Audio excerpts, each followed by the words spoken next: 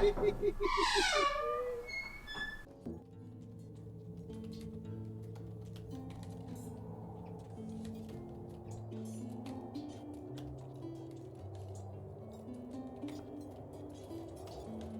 at it. It's so beautiful. Welcome back to Bugtopia. Here we are in our beautiful Garthimi city, where god dang humans keep getting allowed out of their jail cells and allowed into our population. Same with Talapis. For some reason, that just happens. And I have suggested to the dev that there needs to be a law office. There needs to be like a HQ for headquarters, like the police, and they can set who is constantly being arrested for just being alive and things like that, so that you don't have to go and manually do it. The guards will do it by order of the HQ. But that is something for later. That is like late game stuff, and eventually maybe he'll think about it. Who knows? Who knows? I try to give him reasonable thoughts on this game. Never will I give him things that... And he's very open to... You don't think... I always feel like people think I'm talking to him personally. He's just in the Discord. You can sit there in the Discord. He'll chat with you sometimes. He is a really sweet dude. Just don't bother him all the time. God damn it. Don't make the Fiend the reason why he's getting harassed. You know, he's got a job to do, and it's to make this game. And he's making a great game. So if you have valuable feedback that you feel like has never been spoken before, by all means, go jump in the Discord and shoot him a message, and he'll likely respond to it. But chances are 95% of the things you've thought of, someone else has thought of. Same goes for the HQ. I guarantee you somebody has probably thought of it before I did. I am not that original. But when it comes to Bugtopia, I like to imagine this is a pretty original city. Look at it. Look at it. It's beautiful. My goal is to actually clear out all of these houses and expand this out. I've thought about it. Thought about it hard. Really hard. And long, too. And the problem comes from this area is right on top of my throne room. And I want more space. And these guys are kind of taking up a bunch of space. And these Garthimis do not care about living. They really don't care if they have a house or not. They would live in homeless conditions if they had to. So I'm going to clear this whole area out. Dig this out. Dig all this out. Remove everything here. Keep going up. And it's just going to become one giant hive. And then I'll have houses spread out through inside of it. But they'll probably just be like tucked into the outskirt walls still. Because I don't want to put houses inside without like the isolation. I find that causes there to be too much work for the janitors, and then there's a big problem down the line. So some of my cities, like the Dundarian city a long time ago, the reason why I was having so much degradation throughout the city was because I had buildings that literally had no walls, and I was just hoping that would get covered eventually. And the walls do help, and the pillars do help. So you notice I have pillars throughout these libraries. The only buildings that do not have them are the Balticrawler breeders, and the reason for that being is they're made of wood, and to keep them upgraded and in full condition, all they need to do is just bring over wood. And I've never seen a pasture degrade. I don't think they do.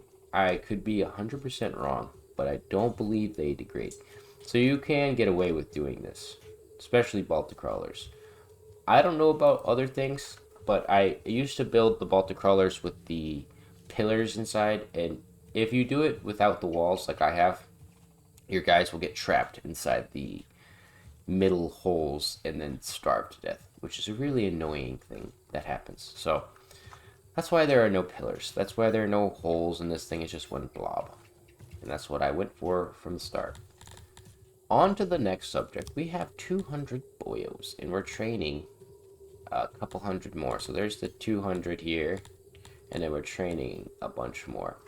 We have space for 150 conscripts, and actually, why don't we go over to our technology right now and pump the rest of our knowledge into soldiering, because that's what our boys need to be doing. They are training every day of their lives. So these guys are at 53%, they're at 52%. They have no experience, and they have shields and falcatas. Yes, falcatas, as well as some armor.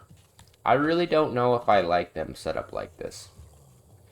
To be honest, I haven't tested the falcatas enough to know if they're better than the flanks or if the warhammer's better. Let's grab some people too.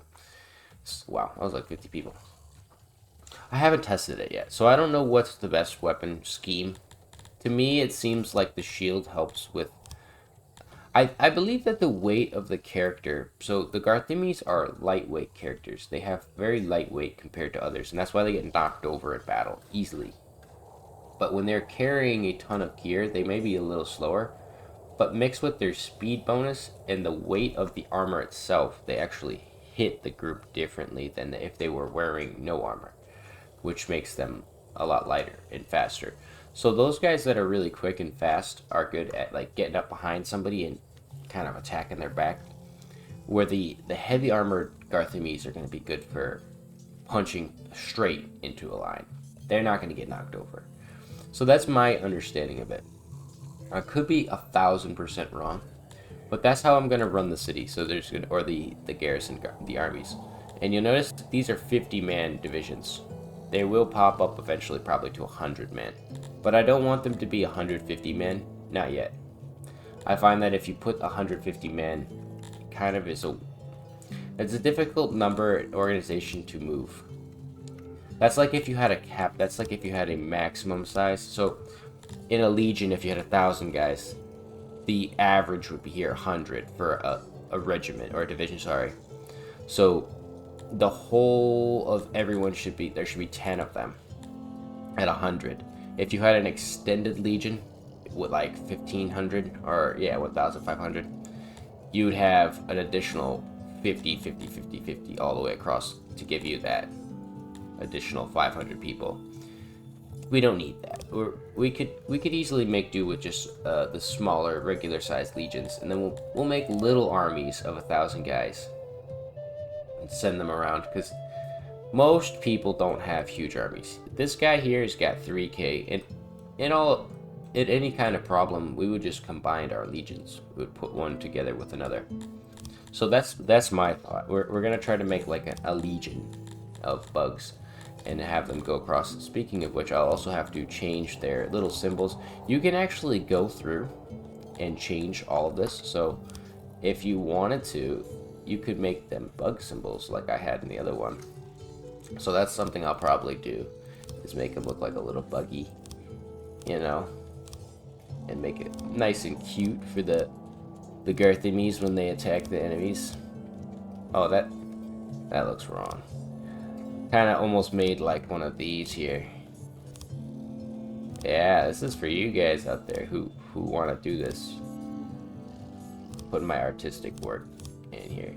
You have to add some like definition to your designs, and you could put a little more detail in there. But I think that the overall look of it is beautiful. Yeah, look at that. Probably should have filled it in. I'll change that to a bug later. I don't want to spend my time here actually like trying to plan out the bug symbol. Speaking of which, they only have 3 legs. They're not spiders. They're insect people. Good. I thought they were arachnids, and I didn't want to be wrong in the past. Speaking of which, these humans, by the way, I don't know if anyone has seen this. This is going to be an extended intro, kind of. The humans have new models. Can I look at them? Human. No, they're not my population, so I don't get to see them like that. Let's check on it like this. The humans have new face models. Oh, they're dirty as hell, though, so you can't really even see them. But someone in the Discord helped Jake make these face models, so all the others stayed the same. Why don't we actually... I want to kill them all. Yeah, kill all of them. Get rid of these guys, because they've been sitting in prison for too long. And we're going to need a new arena. Downtown fight pit. I'll put it right in here. I try not to build them too close, because if you notice, I build my roads kind of like that. to avoid squareness. These buildings are naturally square, you can't change that, but you can change the way the roads look, so there's that. But like I said, in this episode I'm going to be spending the next couple hours or hour digging out this, digging out all that, digging out everything in here, or maybe leaving some of the walls here for admin and other labs.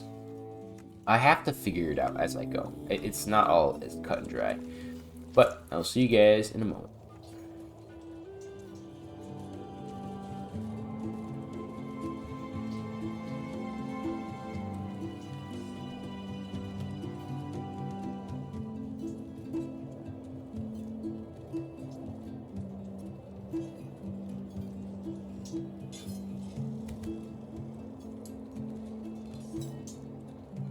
Alright, we're back. Look at the sprawling bug-like nature. The little pod buildings, the weird roads, the sporadic placement of humidifiers, everything as it should be. This is one of the most unorganized, ugly cities, but in the same regard, I love it.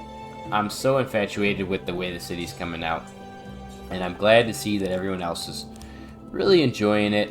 I've been putting a lot of work in just trying to make it look good, but not too good. I don't want it to look too good. I want it to look just good enough.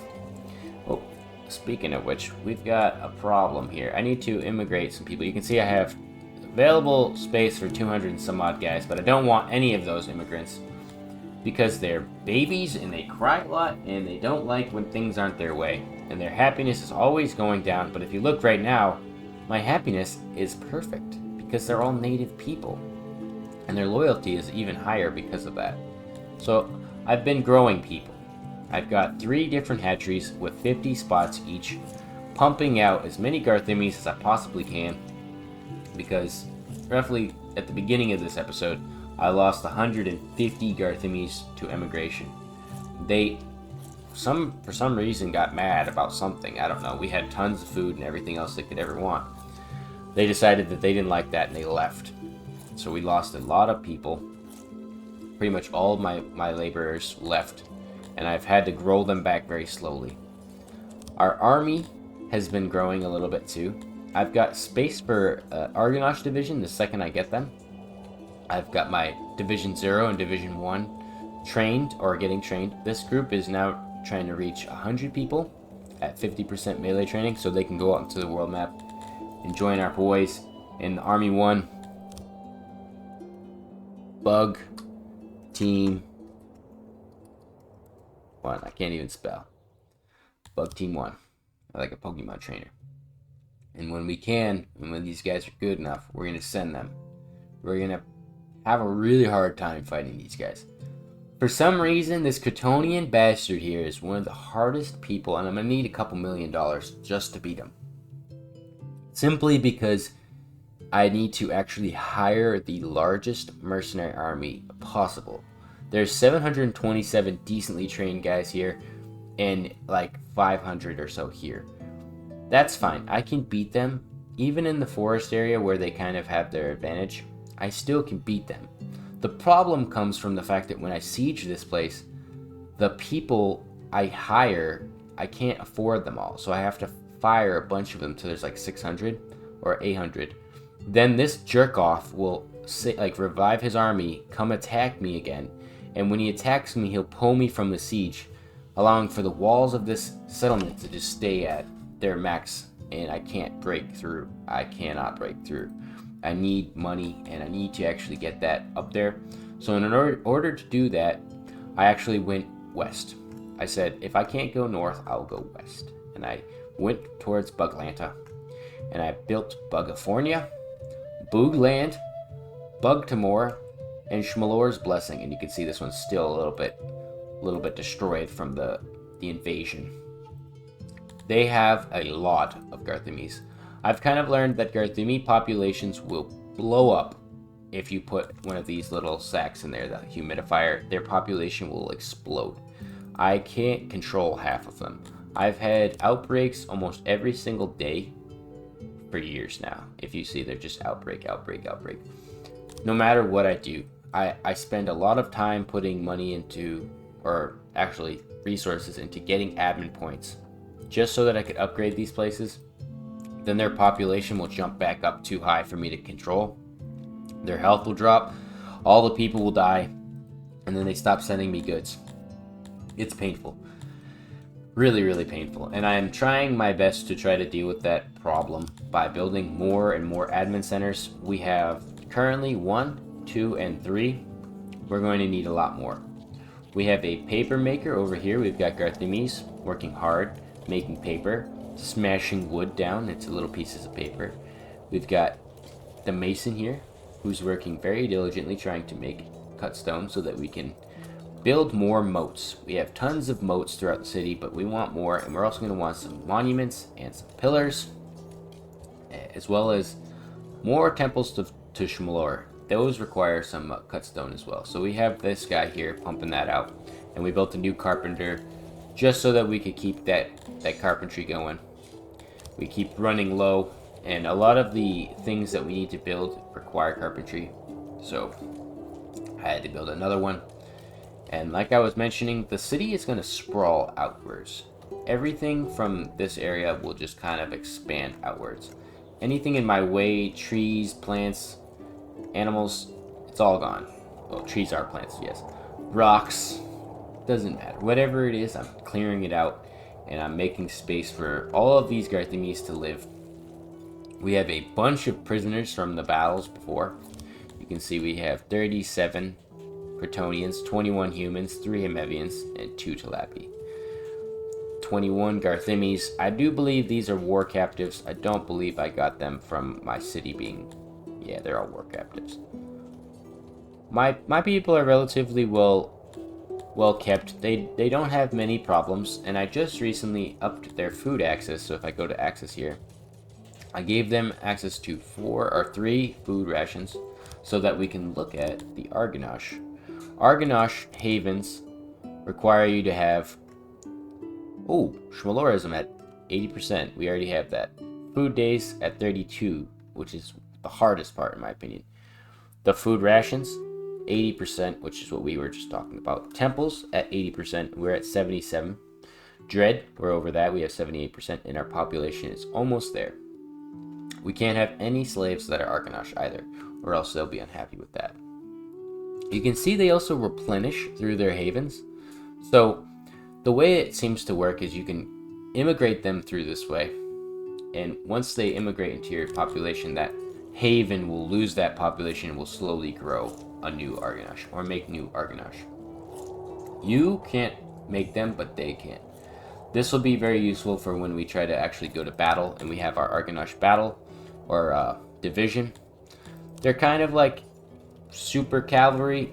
They're extremely heavy and badass guys, and they're not easy to kill. So that's our goal. But in order to do that, we have to turn this sea building, or when it's done being constructed, we're going to make this building into a storage facility for fish, meat, and rations, so that we can get our days of food up to 32. If I was to pop the axis up one more, you'll see that the days will go all the way down, and I speed up a little bit. They'll go all the way down to roughly 5. So I'm going to need probably, roughly 8 times more food than what I have now. So around 30,000, 40,000 food, and I should be good to start getting keep mixing them up, Argonash into our city. And that will be the ultimate goal for me, is to get an Argonash division. Maybe 150 Argonash would be an awesome number to see. I don't know. I've never reached that height, so here's the hoping. Anyways, I just wanted to say thank you guys for watching. I know this is a little shorter video. I had recorded the end of this video, but the problem is I had hit the wrong button, and I ended the video instead of turned off my mute button. Classic dumb fiend. There's a lot of things I do in the background, and sometimes I'm always reluctant to tell people what I do or my mistakes that I make, but I think that it's important for people to know that I'm not perfect. This isn't a perfect YouTube, and nothing in this world is perfect. So you're going to have to expect oddities and things in this world, just like you'll expect them from me. in this game, and there's always going to be a little bit of a difference every episode. I was also going to say, if you're unfamiliar, go check out Ocean Man Gaming. He doesn't have gaming in his name, but Ocean Man, type in Ocean, like OSHAN, and you can find him. He does really good Songs of Six videos in a very different style to me. Better editing, a lot more interactive, more community oriented. So definitely go check him out. He's a good pal of mine, and I think he deserves just as many subs as I've got, probably more. So, I'll see you guys in the next one. Goodbye.